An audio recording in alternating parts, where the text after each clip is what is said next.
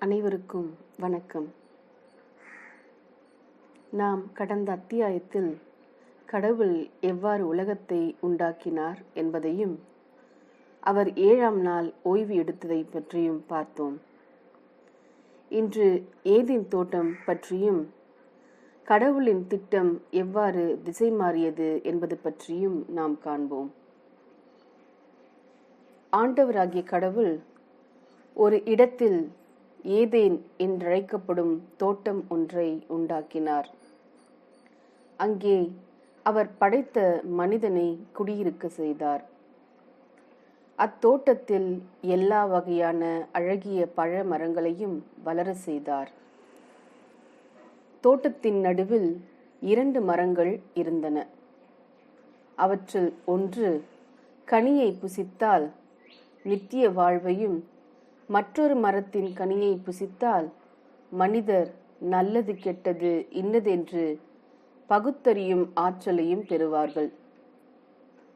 கடவுள், நீங்கள் எல்லா மரங்களின் கனிகளையும் புசிக்கலாம், ஆனால் நல்லது கெட்டது இன்னதென்று பகுத்தறியக்கூடிய மரத்தின் கனியை மட்டும் புசிக்கக்கூடாது. அப்படி புசித்தால் நீங்கள் சாவது நிச்சயம் என்று எச்சரித்தார். கடவுளின் திட்டங்கள் எவ்வாறு திசை மாறின? கடவுள் எல்லாவற்றையும் நல்லவைகளாகவே படைத்தார் என்றால் உலகில் தீயவை காணப்படுவது ஏன்? இந்த கேள்விக்குரிய விடையை ஆதாம் ஏவாளின் வரலாறு நமக்கு தருகிறது. அவர்களோடு தாமும் மகிழ்ச்சியாக இருக்க வேண்டும் என்று கடவுள் விரும்பினார். அவருக்கு முற்றிலும் கீழ்ப்படிபவர்களுக்கே அந்த உண்மையான மகிழ்ச்சி கிடைக்கும். கடவுள் படைத்த உயிரினங்களில் பாம்பு மிகவும் சூழ்ச்சி மிக்கதாக இருந்தது. அது ஏதேன் தோட்டத்தில் உலாவிக் கொண்டிருந்த பெண்ணிடம், கடவுள் தோட்டத்தில் உள்ள எந்த மரத்தினுடைய பழத்தையாகிலும் உண்ணக்கூடாது என்று உங்களிடம் உண்மையாகவே சொல்லியிருக்கின்றாரா என்று கேட்டது. அந்த பெண் பாம்பிடம், தோட்டத்தில் உள்ள எல்லா மரங்களின் பழங்களையும் நாங்கள் சாப்பிடலாம், ஆனால் நடுவில் இருக்கும் மரத்தின் பழத்தை மட்டும் சாப்பிடக்கூடாது, தொடவும் கூடாது. அப்படி செய்தால் நாங்கள் இறந்து விடுவோம் என்று கடவுள் கூறியிருக்கிறார் என்றாள். இதை கேட்ட பாம்பு, கடவுள் கூறியது உண்மையில்லை, நீங்கள் சாகவே மாட்டீர்கள். அந்த மரத்தின் பழத்தை சாப்பிட்டால் உடனே நீங்கள் கடவுளைப் போல் ஆகிவிடுவீர்கள். உங்களுக்கு நல்லதையும் கெட்டதையும் பகுத்தறியும் ஆற்றலும் கிடைத்துவிடும் என்பது அவருக்கு தெரியும், அதனால்தான் தடுத்திருக்கிறார் என்றது. அவள், ஆஹா, எவ்வளவு அழகான மரம்! இம்மரத்தின் பழத்தை சுவைத்தால் எவ்வளவு இன்பமாயிருக்கும்! அதனால்தான் ஞானம் பெறுவது எவ்வளவு மேலானது என்று நினைத்தாள்.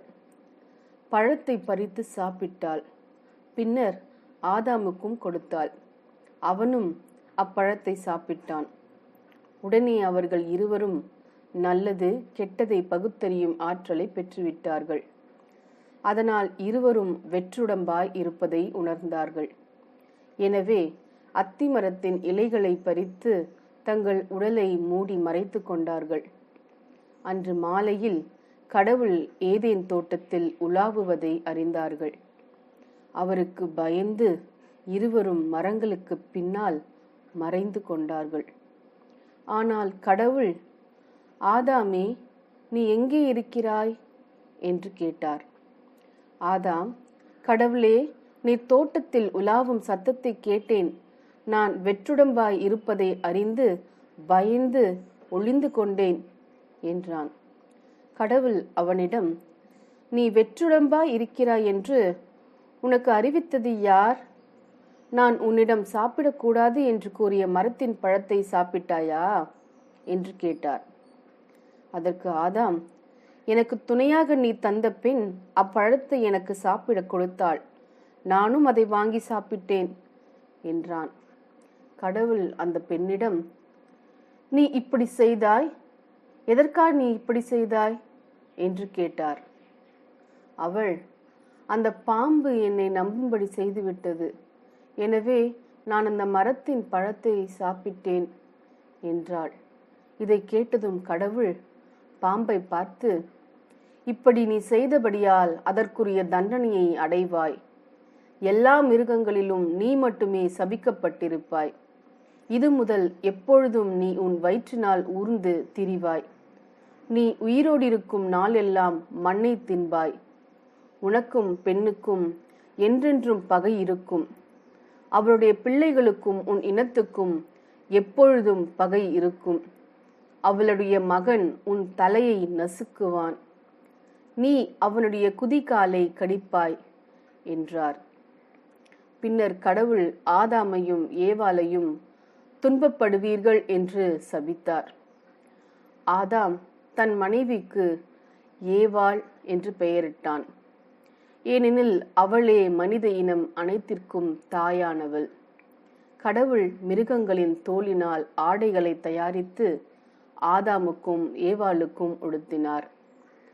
பின்னர் கடவுள், இதோ மனிதர் நம்மில் ஒருவரைப் போல் நல்லதையும் கெட்டதையும் பகுத்தறியக்கூடியவர்களாக ஆகிவிட்டார்கள்.